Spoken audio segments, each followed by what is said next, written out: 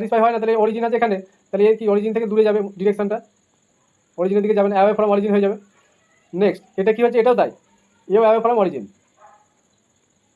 ঠিক বলছি তো?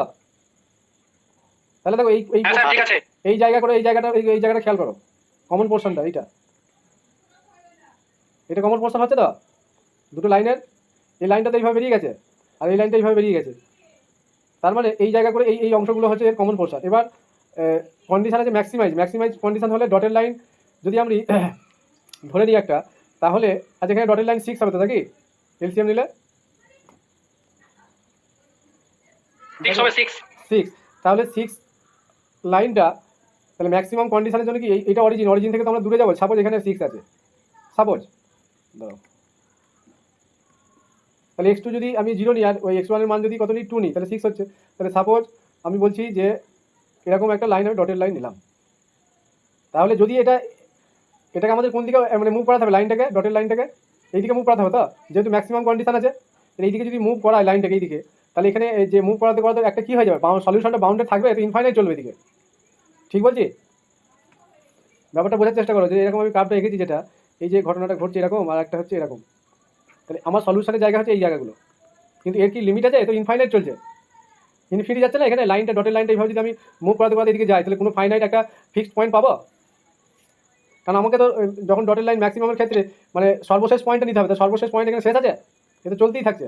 ঠিক বলছি? ভালো করে বোঝো জায়গাটা। যদি মিনিমাম কন্ডিশন থাকতো তাহলে আমরা এইদিকে লাইনটাকে মুভ করতাম, একটা পয়েন্ট পেয়ে যেতাম এখানে। কি বলছি? ঠিক বলছি তো? এটা দেখো, বুঝতে পারছো কি? হ্যাঁ হুদা, সুজয় কিছু বলো। আরে মেয়েদের মধ্যে আমি জিজ্ঞাসা করবো আজকে দু একজনকে, এরা কি করছে আমি বুঝতে পারছি না। রাজশ্রী বলো, বুঝতে পারছো আমি যেটা বোঝাতে চাইছি? ক্লিয়ার হচ্ছে এটা? এখান থেকে নাম্বারটা কিন্তু কনফার্ম করতে হবে। এই যে ডটের লাইন আমি যদি এইভাবে নিই, তাহলে এইদিকে তো মুভ করা হবে, যেহেতু ম্যাক্সিমাম কন্ডিশন। আমি ফার্স্ট ক্লাসই বলেছিলাম যে ম্যাক্সিমাম কন্ডিশন হলে আমাদের অ্যাওয়ে ফ্রম অরিজিন নিতে হবে। এখানে অরিজিন আছে, তাহলে অ্যাওয়ে ফ্রম অরিজিন গেলে এখানে কোনো ফাইনাইট জোন আমি বা ফাইনাইট ফিক্স পয়েন্ট পাবো না, লাস্ট মানে সর্বশেষ পয়েন্ট আমি পাবো কি, তো ইনফাইনাইট চলছে। তাহলে ইনফাইনাইট কেস যদি হয়ে যায়, তাহলে সলিউশনগুলো কি হয়, আনবাউন্ডেড। এটা আনবাউন্ডেড কেস হবে। কিন্তু যদি মিনিমাম কেস হয়, তাহলে এরকম জায়গায় একটা ডটের লাইন টানতাম, এদিকে নিয়ে ফার্স্ট যে পয়েন্টটা পেতাম সেটাই হয়ে যেত আমাদের অ্যান্সার। ক্লিয়ার হলো? হ্যাঁ স্যার। বেশ, ঠিক আছে, পরের কোশ্চেনটা যাচ্ছি। 54 বুঝে ইফে, আচ্ছা এটা তো ফর্মুলা নাকি, কোনটা বলো, অ্যান্সার বলো। ইকুয়েশন কত? এম ইকুয়েশন, এন আননোন, তো এনসিএম বি, একজন বললো বি। ঠিক আছে, রাইট।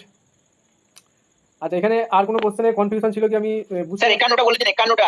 আচ্ছা 51টা, ঠিক আছে, না বললে বুঝতে পারবো না, আমি মনে থাকবে না, এইভাবে না করলে হবে না। আচ্ছা 51টা কি হয়েছিল?